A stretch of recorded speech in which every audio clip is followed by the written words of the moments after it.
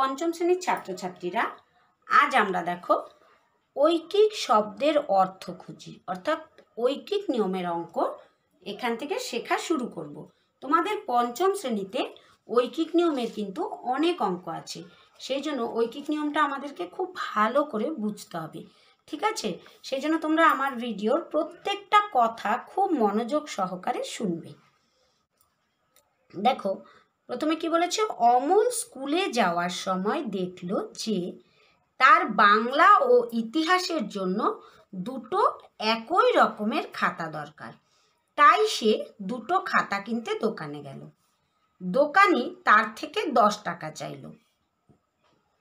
খাতা কেনার পর অমল ভাবলো একটি খাতার দাম কত হতে পারে। একটি খাতার দাম 10 টাকার কম হবে, কারণ খাতার সংখ্যা কমলে দামও কমবে, তাই না? তাহলে দামও এখানে আমরা লিখব কমবে। আমাদের কিন্তু এই অঙ্কগুলোতে কোথায় কমবে আর কোথায় বাড়বে সেটা ভীষণ ভালো করে বুঝতে হবে। তাই সমস্যাটিকে গণিতের ভাষায় প্রকাশ করে পাই খাতার সংখ্যা, দাম। খাতার সংখ্যা দুটো, দাম 10 টাকা। তাহলে একটা হলে কমবে, এখানে জিজ্ঞাসা চিহ্ন। তাহলে অর্থাৎ দুটো খাতার দাম 10 টাকা হলে একটি খাতার দাম 10/2 = 5 টাকা। পরের দিন ওই একই খাতা আরো 3টে দরকার হলো।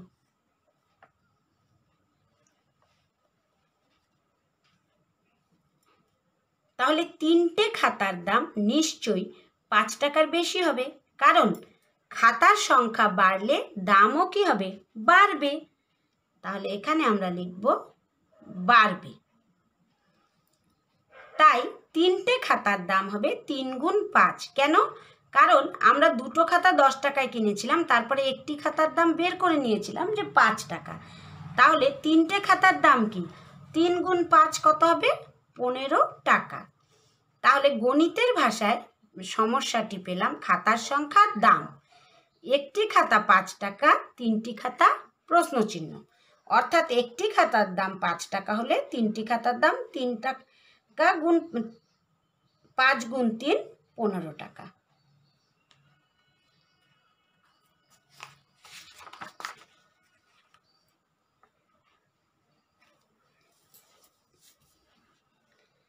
তাই সমস্যাটি হলো দুটি খাতার দাম 10 টাকা হলে 3টি খাতার দাম কত? আমাদের অঙ্কে কিন্তু এরকমভাবে থাকবে, দুটি খাতার দাম 10 টাকা হলে 3টি খাতার দাম কত। তাহলে আমাদের কিন্তু সবসময়ই এই ধরনের ঐকিক নিয়ম অঙ্কগুলোতে আগে বের করে নিতে হবে। একটির দাম বের না করলে আমরা অঙ্কগুলো কমপ্লিট করতে পারবো না, ঠিক আছে? তাহলে অমল এই সমস্যার সমাধান করলো একটি খাতার দামের মাধ্যমে। কারণ দুটি খাতার দাম 10 টাকা, তাহলে একটি খাতার দাম কম হবে। 10কে 2 দিয়ে ভাগ করে 5 বানালো, তারপরে 3টি খাতার দাম 3কে 5 দিয়ে গুণ করে 15 বানালো। অমল এইভাবে করেছে। যেহেতু একটির মান নিয়ে সমাধান করলো, তাই এই নিয়মটি ঐকিক নিয়ম। বুঝতে পেরেছো? একটির মান নিয়ে সমাধান করলে সেই নিয়মটি হয়ে গেল ঐকিক নিয়ম। এবার 1 নম্বর প্রশ্নটা দেখো কি বলেছে। একজন তাঁতি 6 দিনে 42 মিটার কাপড় বুনতে পারে।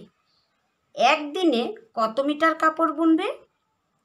তাহলে বেশি সময় দিলে বেশি কাপড় বুনতে পারবে, আবার কম সময় দিলে কম কাপড় বুনবে। এটাকে আমরা কি বলবো? সরল সম্পর্ক। তাহলে সরল সম্পর্ক আমরা কাকে বলবো? যেখানে দেখো সময় বেশি দিলে কাপড় বেশি তৈরি হলো, আবার সময় কম দিলে কাপড় কম বোনা হলো। এটা হয়ে গেল সরল সম্পর্ক। তাহলে 6 দিনে যদি 42টি কাপড় বোনে, একদিনে 42টির থেকে 6 ভাগের 1 ভাগ হবে, তাই না? তাই 6 দিয়ে ভাগ করলে 6 × 7 = 42, 7 মিটার কাপড় বুনবে।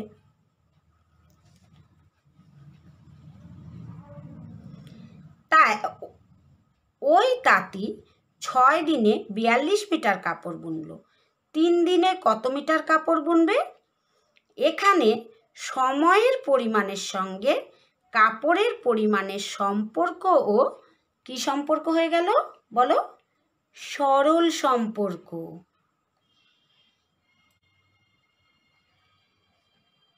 তাহলে এখানে আমরা লিখব সরল সম্পর্ক। একটা বাড়লে আর একটা কি হবে? বাড়বে। তাই একটা বাড়লে আর একটাও বাড়বে। গণিতের ভাষায় সমস্যাটি হলো সময়ের পরিমাণ, দেখো কাপড়ের পরিমাণ 6 দিন 42 মিটার, 3 দিন কত মিটার। এই ধরনের অঙ্কগুলোতে ঐকিক নিয়মে আমরা কি করব? 6 দিনে কাপড় বনে 42 মিটার। এই যে দেখো, আমি আগে বই বোঝাচ্ছি, আমাদের কিন্তু অঙ্ক করার সময় প্রশ্নর পরে আমাদের অঙ্কটা শুরু করতে হবে এইভাবে। গণিতের ভাষায় সমস্যাটি হলো সময়ের পরিমাণ কাপড়ের পরিমাণ লিখে নিয়ে তারপরে সমাধানটা এইভাবে লিখতে হবে। তাহলে 6 দিনে কাপড় বনে 42 মিটার, 1 দিনে কাপড় বনে 42 মিটারের 6 ভাগ, কারণ কম। সবসময় আমরা মনে রাখবো কম হলে ভাগ, বেশি হলে গুণ।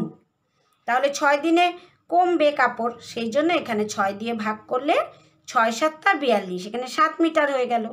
আবার 3 দিনে কাপড় বুনবে, তাহলে 1 দিনে যদি 7 মিটার হয় তাহলে 3 দিনে কি হবে? 7 গুণ 3, 3 7 21, কারণ বেশি পরিমাণে বুনবে। 197 পৃষ্ঠায় দেখো যে এবার অন্য সমস্যা ঐকিক নিয়মে সমাধানের চেষ্টা করি। দোকানে 9টি পেন কিনতে গেল। 9টা পেনের জন্য দোকানিকে 45 টাকা দিল। যদি সে একটা পেন কিনত তবে কত টাকা দোকানিকে দিত? হ্যাঁ, বেশি পেন কিনলে কি বেশি টাকা দিতে হবে, তাই না?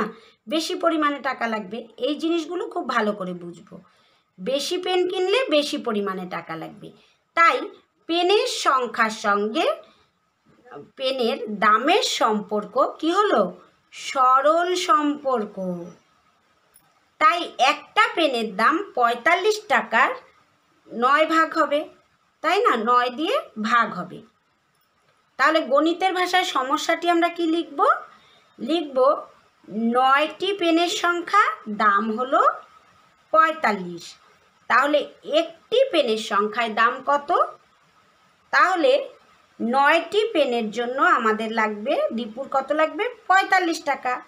একটি পেনের জন্য 45কে আমরা 9 দিয়ে ভাগ করলে 5 নং 45, 5 টাকা লাগবে। যদি লিখি 45 টাকায় পাওয়া যায় 9টি পেন, তাহলে এখানে জিজ্ঞাসা চিহ্ন, মানে কত টাকায় পাওয়া যেত একটি পেন। ঠিক আছে? তাহলে দেখো, এটা ঐকিক নিয়মে এভাবে লিখি না।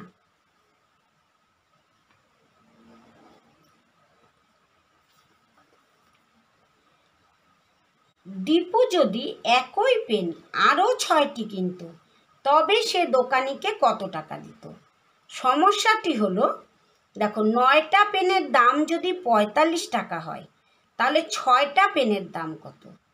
এটা। তাহলে গণিতের ভাষায় সমস্যাটি হলো 9টি পেনের দাম 45 টাকা। তাহলে 6টি পেনের দাম কত? সুতরাং 9টা পেনের দাম 45 টাকা। একটা পেনের দাম 45 ভাগ 9, 5 নং 45, তাহলে 5 টাকা। সুতরাং 6টা পেনের দাম কত হবে? 6টা পেনের দাম হবে 5 গুণ 6, 30 টাকা। তাহলে বুঝতে পেরেছো তো? আজকে আমরা শুধুমাত্র ঐকিক নিয়মের চ্যাপ্টারটাকে বুঝে নিলাম। আজকে এই পর্যন্তই। পরের ক্লাসে আমি তোমাদের এই যে দুটো রাশির মধ্যে সম্পর্ক খুঁজে ঐকিক নিয়মের সমাধান করি, এই অঙ্কগুলো বুঝিয়ে দেব। ঠিক আছে? সকলে ভালো থেকো, সুস্থ থেকো, ঘরে থেকো।